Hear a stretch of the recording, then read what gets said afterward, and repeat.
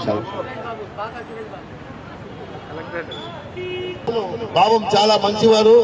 వారిని దృష్టిలో ఉంచుకుని ఖచ్చితంగా త్వరలో వారికి పరిష్కార మార్గం చూడాలని నేను వాళ్లకు సచివాలయ వ్యవస్థ ద్వారా సదరణ క్యాంప్ పెట్టి డాక్టర్ సర్టిఫికేట్ ఇప్పించి వాళ్ళందరికీ కూడా పింఛన్లు ఇచ్చే కార్యక్రమాన్ని చేయడం జరిగింది.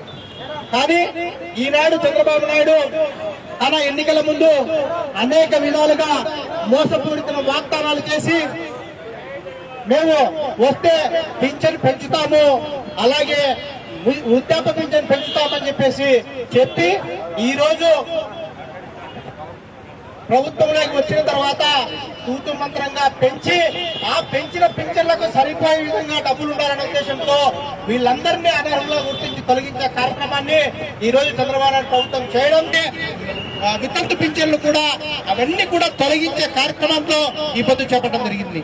ప్రస్తుతానికి వీళ్ళకు అదే డాక్టర్లు సదరణ క్యాంపులో వాళ్ళకు సర్టిఫికేట్ ఇచ్చి ఈ రోజు మళ్ళా మా పూర్తి మద్దతు వైఎస్ఆర్ పార్టీ తరఫున యువజన విభాగం తరఫున వికలాంగులకి చాలా గట్టిగా ఉంటుంది. మీ రీవెరిఫికేషన్ మరొకసారి ఈ పింఛన్ల ద్వారా మనం తెలియజేస్తున్నాం.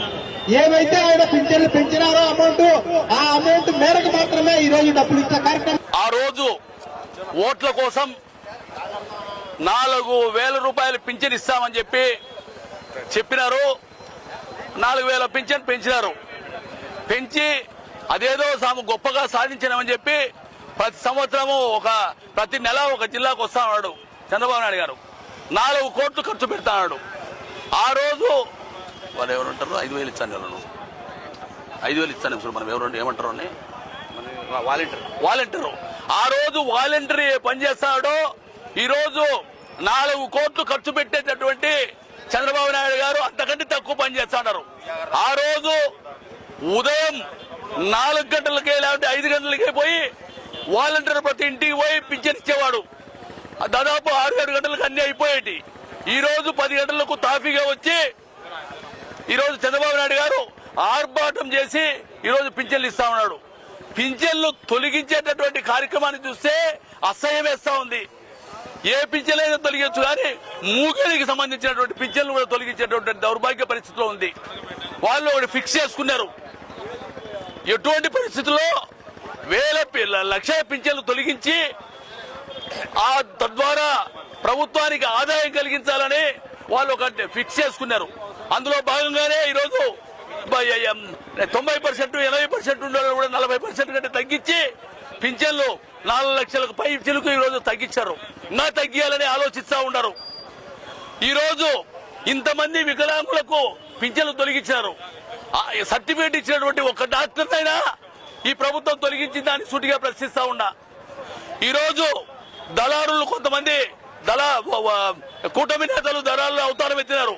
దళారులు అవతారం ఎత్తి 30,000, 40,000 డబ్బులు తీసుకొని కొన్ని పింఛన్లు వచ్చేటట్టుగా చేస్తున్నారు. ఇలాంటి వాళ్ళను తరిమి కొట్టాల్సినటువంటి అవసరం ఉంది. వికలాంగుల దగ్గర డబ్బులు తీసుకునేటువంటి ఎవరైనా సరే దుర్మార్గులుగా మిగిలిపోతారు. ఈ రోజు ఇన్ని పింఛన్లు తీసేసి వీళ్ళ కుటుంబాలు నాశనమైపోవడానికి కారకుడైనటువంటి చంద్రబాబు నాయుడు గారు చరిత్రహీనుడిగా, దుర్మార్గుడుగా, నీచుడుగా చరిత్రలో నిలిచిపోతారని తెలియజేసుకుంటున్నా.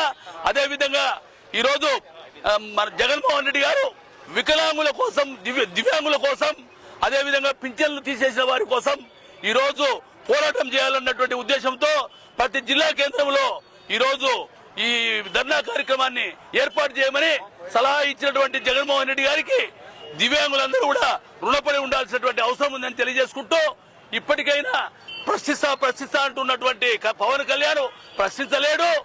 కనీసం కూటమి ప్రభుత్వాన్ని ఏమని అడిగేటటువంటి, నిలదీసేటటువంటి దమ్ము లేదన్నటువంటి విషయాన్ని ప్రజలు గమనిస్తారని చెప్పి తెలియజేసుకుంటూ విరమిస్తున్నా.